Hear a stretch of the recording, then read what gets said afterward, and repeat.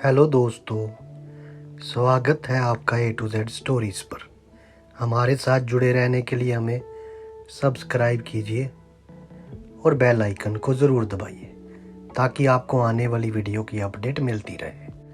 आज हम जिनकी बात करने जा रहे हैं वे सूफ़ी फ़कीर मोहम्मद सैयद हुए हैं। वे बड़े प्रसिद्ध संत फ़कीरान व्यक्ति थे, सूफी फकीर थे। वे बड़े ही प्रसिद्ध संत फुकरन के शिष्य थे। शाहजहां उनका बहुत आदर सम्मान किया करता था और दारा शिको उनके भक्तों में से एक था। औरंगजेब इस कारण ही उनसे नाराज था और जब औरंगजेब सत्ता में आया तो उसने पहला काम किया कि मोहम्मद सैयद जो फकीर थे उनको जेल खाने में डाल दिया। उनको बहुत सताया और फिर आखिर में सूली पे चढ़ा दिया। मोहम्मद सैयद एक गीत गाया करते थे।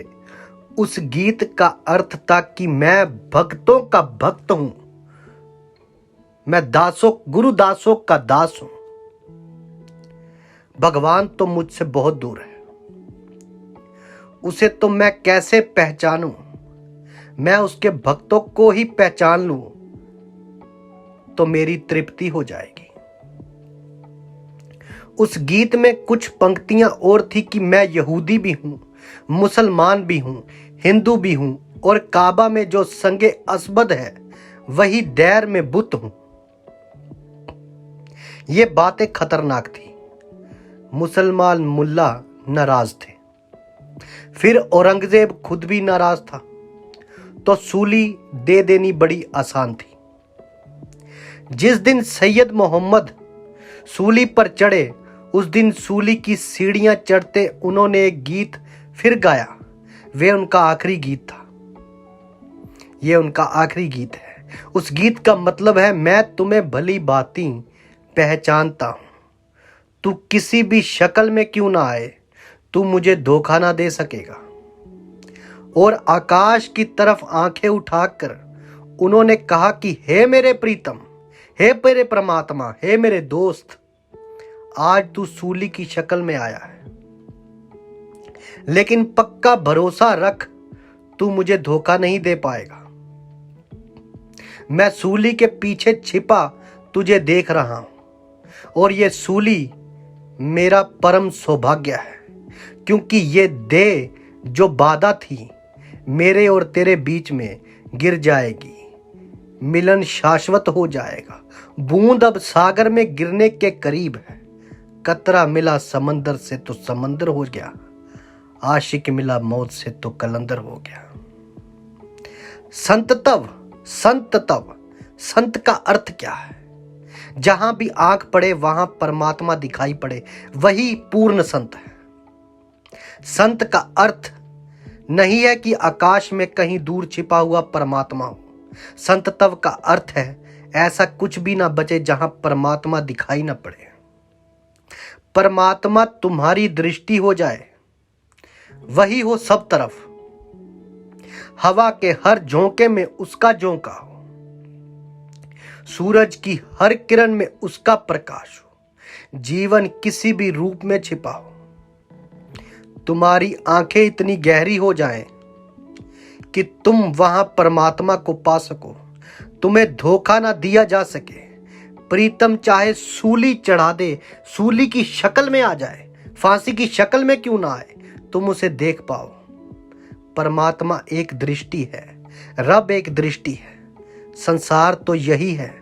आस्तिक को भी, नास्तिक को भी, ज्ञानी को भी, अज्ञानी को भी, संसार तो यही है। उसको भी जो आनंद से विभोर होकर नाच रहा है और उसको भी जो दुख में डूबा हुआ सड़ रहा है। यह संसार की व्याख्या है, तुम्हारी व्याख्या। तुम्हारी व्याख्या भ्रांत होगी तो यह नरक जैसा मालूम पड़ेगा। तुम्हारी व्याख्या सम्यक होगी तो यही स्वर्ग हो जाएगा। स्वर्ग और नरक कोई भूगोलिक घटनाएं नहीं है, वे कोई स्थान नहीं है जहां तुम जा सको। वे तुम्हारे देखने का ढंग है। जैसे उस सूफी फकीर मोहम्मद सैयद ने देखा परमात्मा को हर जगह। सूली में भी उनको खुशी हुई, सूली फांसी लगने वाली है, हंस रहे हैं कि परमात्मा आज फांसी के रूप में आया है। चलो अच्छा हुआ, ये जो देह थी, जो तेरे और मेरे बीच, परमात्मा को कह रहे हैं कि जो तेरे और मेरे बीच आ रही थी, आज ये चली जाएगी, आज समुद्र में ये कतरा मिल जाएगा। तो यही स्वर्ग ढूंढ लिया। जहां दृष्टि गई वहीं परमात्मा दिखा। हर पत्ते में, हर टाने में, खरबूजे में और हदवाने में, ठेके में भी, ठाने में भी, बाणी में भी, बाणे में भी, धूपों में भी, छांव में भी, फूलों में भी, कांटों में भी, हर जगह उसका अस्तित्व देखा सूफी फकीरों ने। इसीलिए तो उनको कहते हैं कि ये जा मिले हैं समुंदर से। ना ये हिंदू है, ना मुसलमान, ना सिख, ना ईसाई, ना जैन, ना बोधी। ये परमात्मा को देखने वाली दृष्टि हो गए, परमात्मा से मिलने वाली आंख हो गए, परमात्मा को पाने वाली सोच हो गए। सूली आई, फांसी पे चढ़ गए, बोले इस फांसी में भी परमात्मा तू ही आया है।